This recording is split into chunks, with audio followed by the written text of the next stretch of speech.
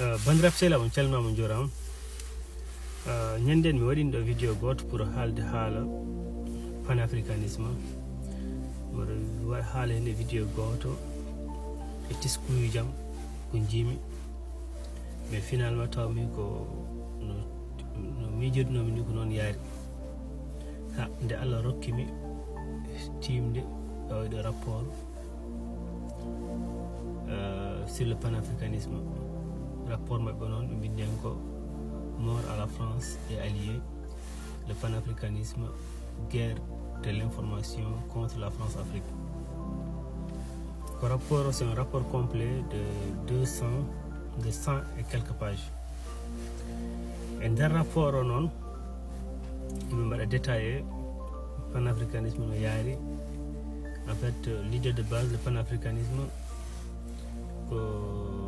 c'est promouvoir l'unité des peuples africains dans la pratique de la solidarité, donc qu'ils soient chrétiens, juifs, athées, musulmans, qu'ils soient rouges, noirs, jaunes, blancs, peuls, bambara, soninké.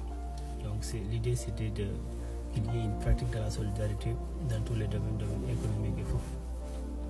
Mais après, un panafricanisme de base, mais panafricanisme je une qualité là, on dit que il était que le radicalisme.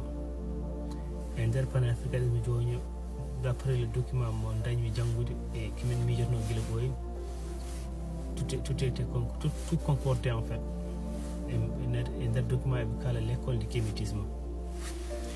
Et dans l'école du kémétisme non, et kala hala par exemple les idéologies, les mythes, qualité de l'Égypte antique, l'Égypte pharaonique, et derrière aussi et kala ko yite ko leur allié stratégique. Par exemple do en join Kémi Séba wonno ko Istanbul.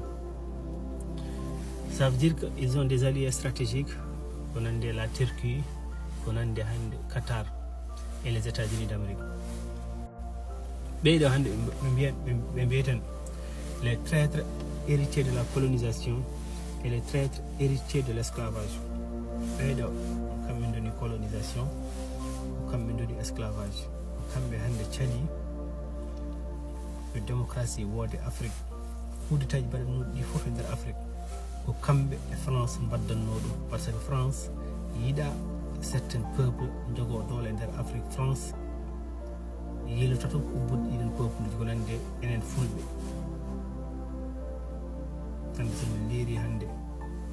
Le fort de Médine, les colons de Nathan Onde, les Gadi Huchid de l'armée, où il était El Haj Omar Fouti Outal, Madame extrait au Togo Mario Madingirai, Mario Mabanjagara, Mario Mabanjala, Mario Mamadina, Mario Mawaitela, Mario Mosantali.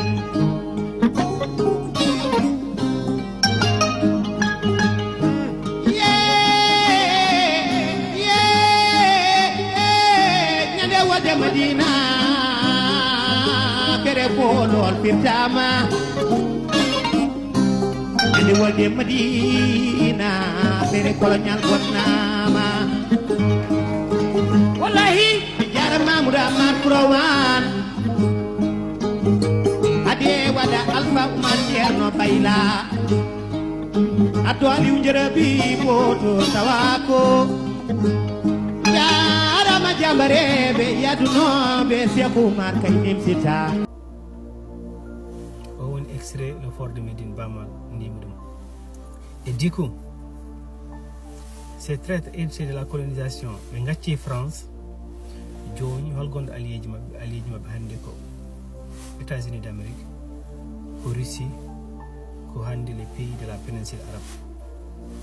On dit des chaînes de mbari do indi Al Jazair, AG Plus, ça ne va pas plus, et total. On va chier du mal. Et des rapports détaillés, vidéos qui font des propagande au niveau de la jeunesse africaine. Et les chaînes ils sont basés à Qatar. à Doha, dans un pays de la péninsule arabique, leyɗele arabeɓe te jeetake ɓe mbiya arabeɓe mbaɗi min ni arabeɓe mbi min ni arabeɓe minen min dewata laamu arabeɓe min dewata arabeɓe min dewata diineji arabeɓe. Donc hande islamophobie jahowo kémitisme jahowo foof waɗirte au niveau de Qatar Doha ko ɓen hande mbaɗat haalisaji mabɓe à travers les États-Unis d'Amérique ko nande par exemple Tamara Suwaydati en on paami ko yahudonkoɓe tan woni caggal à travers Doha, les États-Unis d'Amérique, Qatar, Israël, to kamɓe hande ƴeftade des documents bien sourcés ko fayti des mythes de l'Égypte antique ɓe gadda ɓe nanna e men e ɗiɗo chaîne uji noon, chaîne uji de la propagande. Al Jazair ɓuri wonde une chaîne propagande américaine, fami e yimɓe haɓani en paamon, mais ko Amérique hande ko il a presque annexé ces régions là en fait ko wiyete émirat arab ko wiyete Qatar ko hay Arabie Saoudite sen kulani to Makka to juulaten to sen kulani mbiten hande koko hefta ko juuɗe mabɓe woni on paami ewo ne waɗi chaîne AJ Plus en arabe, ne waɗi chaîne AJ Plus en anglais, ne waɗi chaîne AJ Plus en français. Son jeehi toon mon tawɗon vidéo ji ujunere vidéo ko fayti hande kémitisme, ko fayti hande l'Égypte pharaonique, ko fayti hande la France Afrique, ko fayti hande France CFA. Mais ɗiɗon vidéo son jii ene yooɗi de façon on jiya ɗum ne weeli yebde, mais fof ko désinformation et propagande, ko huwinde mon tan, ko ƴeftude haqqillaji mon tan ene momta ɗum ngam wadde hen logiciel aji ko nafata mon, ko reprogrammation spirituelle woni ɗon.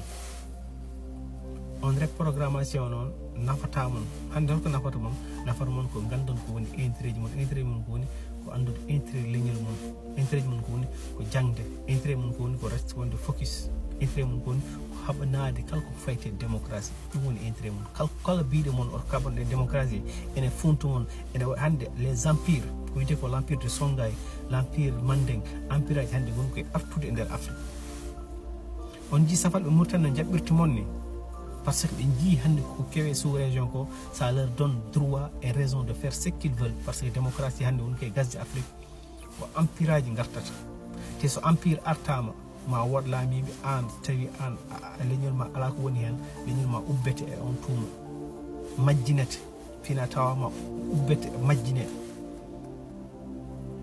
France ne wonno ko ɗemde France ne wonno ɗemde ha kewi nder France, a faami. Italie ne wonno ɗemde, faami. Et dans d'autres pays Afrique ne waɗi plus de 2000 et quelques groupes ethniques, mais hande so empire aji garti haɗi darimo dadimo avec l'aide de ces traîtres héritiers de la colonisation, de l'esclavage, qui trahissent leur maître comme ils se trahissent entre eux. Hande ils ont trahi la France qui était leur maître pour s'allier à des Russes ou des États-Unis d'Amérique. Et ƴefte ngaluji leyɗele mon guila 1960 nde mbaɗanoni ɓe mbaɗa ɗum pasere eɓe bonno ɗum ko noon tan ɓe bonnira ɗum ngam yidde mabɓe pouvoir, yidde mabɓe laamade, yidde mabɓe hande modifiede l'histoire. Donc onon rewoɓe ɓeyɗo oɗon funtu mon, oɗon ene kala mon haala kémitisme, ene kala mon haala ko wiyete ko la fullaphobie, l'islamophobie, en nanni mon e gueɗe kewɗe. Funtu tan toon koye mon, ɓeyɗo woni ko yolde mon, ɓe daranaki intérêt mon, ɓe daranaki finaji tawaji mon, ɓe daranaki mon ko Afrique meeɗa wadde démocratie. Wonɗo ɗon ko la capistocratie, la voyocratie, parce que eɓe gandi démocratie c'est quelque chose qui ne joue pas en leur faveur. ɓe kaɓanta ko haala démocratie ha aduna gasa ko fayti, ha aduna gasa ko mbimi ko fayti démocratie ɓe kaɓanta ko ɗum. On di ɓeyɗo ça c'est les têtes ɗo ko les chaînes opportunistes, ɗo ko Kémi Séba, Nathalie Yamba, ɗo ko Prigogine o maayi, faami. Ɗum fof la notion d'entrepreneur et de l'influence. Et bien nous goudit hande chaîne uji kewɗi ko nande Africa Media en au niveau de Cameroun, au niveau du Congo, Afrique Résurrection en.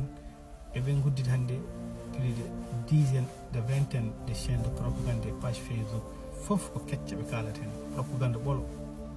Hande ko wiyete ko les Bantou ene gacci leyɗe, ene gacci kañum, ene gacci l'Afrique centrale, jogui caɗele kewɗe toppitaki ɗum, mais jiilato hande ko influence aduna o ene nanni idéologie ji ɗi godan hay nokku e nder Afrique. wawi sofde men ko gueɗel gotel ko mbiten ko la démocratie, l'homme qu'il faut à la place qu'il faut, que les gens puissent travailler, puissent étudier. Kala neɗɗo eto woni taw ko mérite wonde ɗon.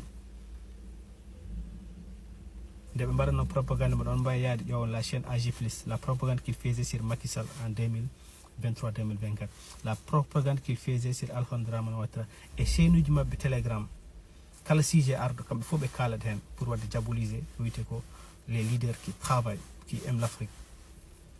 ɓeɗo c'est les traîtres, c'est des gens qui ont trahi l'idéologie du panafricanisme, c'est des gens qui ont trahi tout le continent africain.